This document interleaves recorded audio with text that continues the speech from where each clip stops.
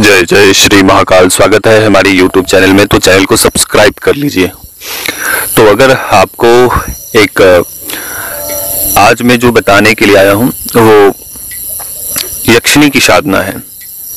मनोहरा यक्षिणी की साधना, जो बट वृक्ष पर निवास करते हैं, उनका स्थान बट वृक्ष है। तो इनकी साधना किस प्रकार से करनी है, चलिए हम बताते हैं। तो सबसे पहले आपने सब्सक्राइब नहीं किया है तो वो कर लीजिए, और बगल में बेल आइकॉन है वो भी दबा लीजिए। और हमारा जो लक्ष्य है 11,000 वो संपन्न हो और उसमें आप लोग सहायक बने। तो इसी कामना के साथ हम आगे बढ़ते हैं। तो किस प्रकार से इनकी साधना करनी है, पहले आपको चाहिए होंगे बट वृक्ष के जो जटाएं होती है वो आपको प्राप्त करने हैं। उसे आप पहले एक दिन पहले जाना है आपको उस स्थान पर, और भक्त वृक्ष को न्योता देनी है।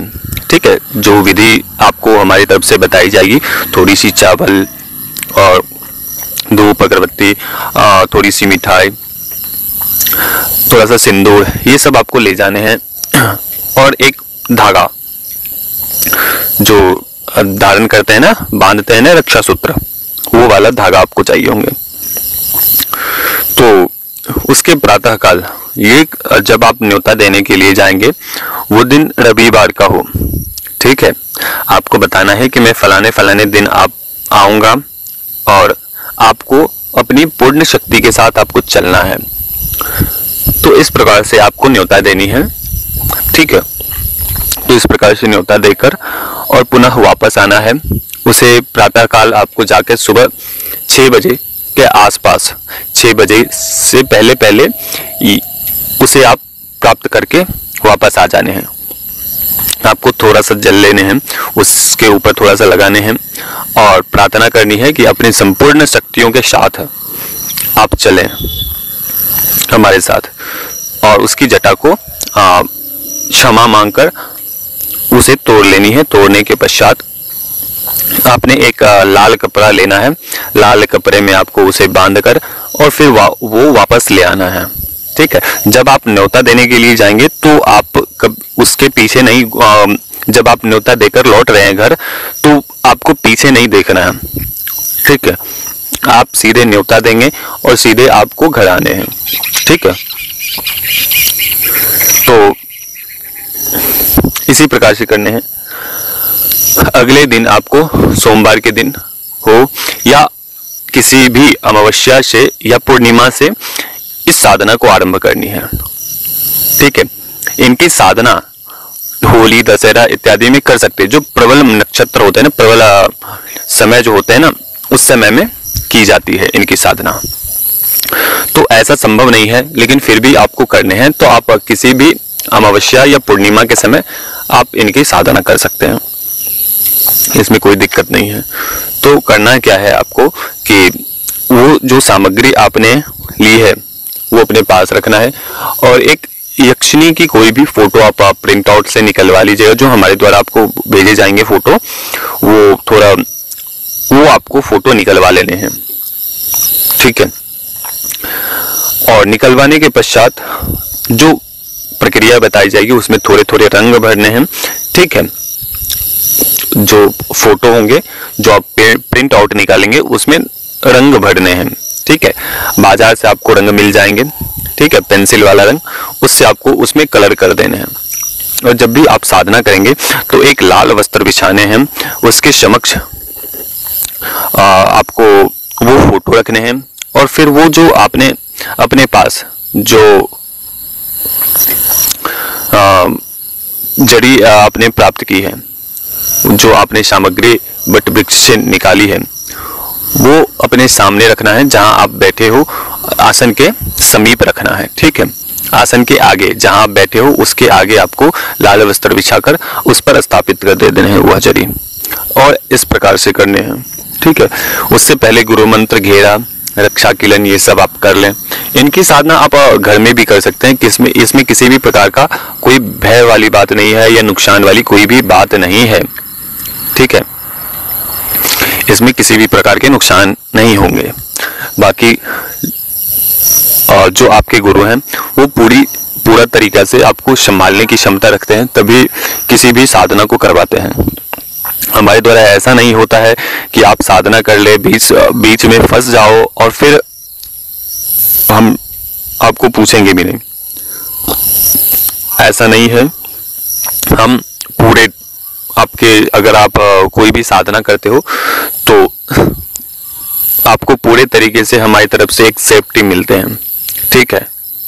अगर हम साधक से दूर भी हैं तो हम उन्हें संभालने की पूरी क्षमता रखते हैं, ठीक है।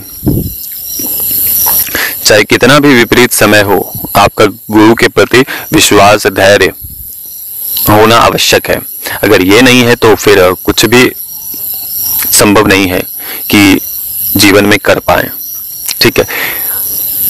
तो इसी प्रकार से आपको गुरु मंत्र ये सब कर लेने हैं, रक्षा किलन घेरा ये सब लगा लेने हैं, और करने के बाद से आपको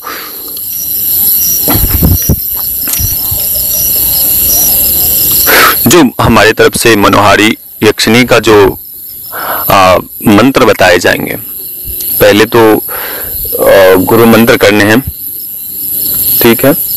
उसके पश्चात आपको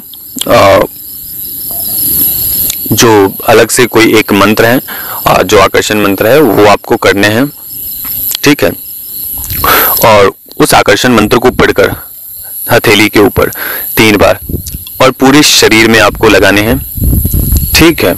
उसके पश्चात जो हमारी तरफ से मूल मंत्र दिए जाएंगे मनोहारी यक्षिणी के लिए, वो आपको मंत्र जपने हैं। जैसे जैसे आप जप करते चले जाओगे, क्योंकि यह प्रत्यक्षीकरण साधना है, ये प्रत्यक्षीकरण साधना है, पहले दिन में ही वो आपको अनुभव देना आरंभ कर देगी, ठीक है।